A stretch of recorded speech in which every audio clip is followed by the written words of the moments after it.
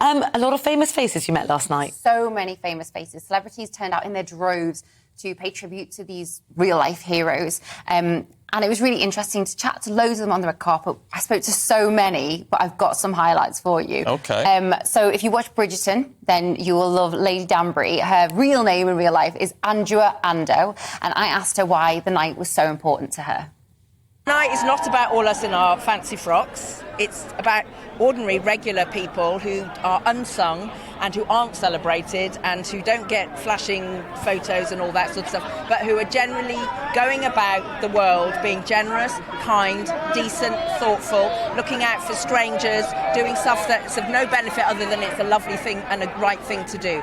And that goodness we should celebrate, and that goodness should encourage us that even when things are really hard, these are the values that the vast majority of people hold to, and we should thank them and we should celebrate them and we should put them in the spotlight for once. Says, do you know, I'm fascinated to see what she looks like because I've never watched Bridgerton, but Adjoa Ando is a very big radio drama actress as well, so I've heard her voice for years on the radio. And she's incredibly talented, and she's very political as well. I chatted to her a lot about... I think the thing about Pride of Britain is people are much more willing to talk about things that really matter, especially in the current climate we've got going on. So she went into detail about that. Someone else I spoke to, if you watch The Chase, she's the vixen on The Chase. Her name's Jenny Ryan. Really talented woman, very intelligent. And I asked her, considering it's a night of inspiration, who inspires her? Family are incredible. My mum in particular, she raised me as a single parent. She was working as a nurse, and you know, when I was a kid we didn't have two pennies to rub together sometimes, and she never let me know. She let me just believe I could do whatever I wanted with my life, and you know, look at me now. I'm so proud of her. I think I'm prouder of her than she ever could be of me, and she is 1,000,000% proud of me. It was so nice to hear so many people just speak, you know, more meaningful subject matter rather than kind of like... Well, they're not having gossip. to flog anything, are they? Yeah, they're there because it means something. It's very, very important.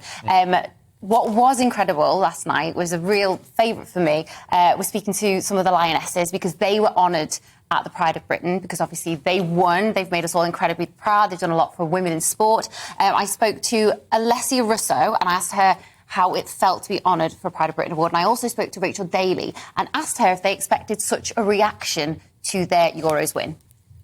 Amazing. I think tonight's not about us, though. It's about everything that the country's done. I think for us, our summer was really successful, but nights like this knock everything out the park.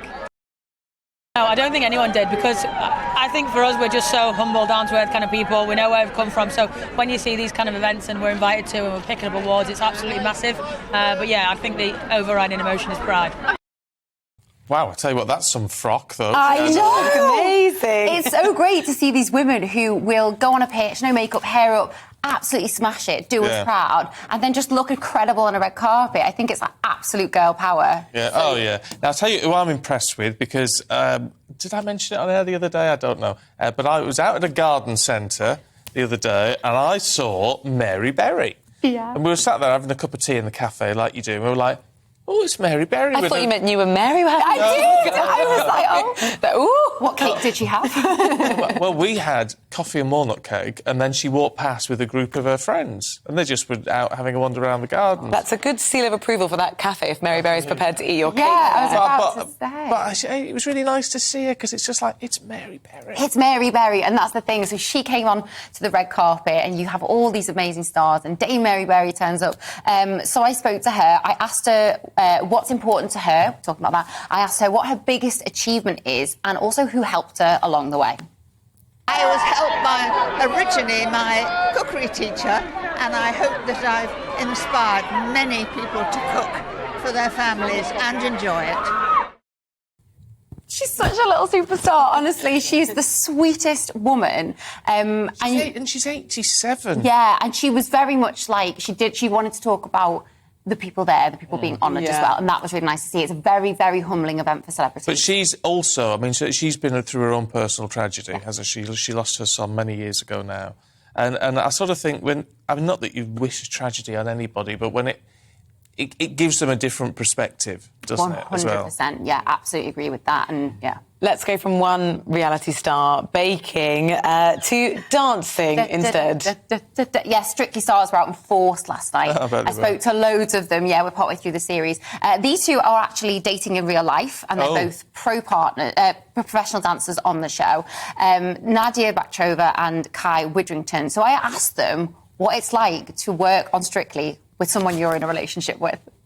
Well, we have to help each other create the choreography. So, like, if, you know, Nadia and Matt had a samba, I had a Charleston, I was like, right, I've got Charleston. Do you want to help me create the Charleston? And then we'll do it on a Sunday morning in the kitchen somewhere, and we'll in the slippers. So that's the magic behind Strictly. They're always so happy, aren't they? I know. The Strictly people. It's the fixed grin. I think so both of their partners are out of Strictly now. Yeah, Nadia was with Matt Goss and Kai's with Kay Adams, who was the first to go out. So they're actually saying it's kind of bittersweet because obviously they want to do really, really well, but now they get to spend more time together because they're not having to rehearse every week with their dance partner, so their relationship can blossom. So it's nice to chat. And they probably get paid the same. Probably. So there you go. Not bad. Win-win. Put your feet up.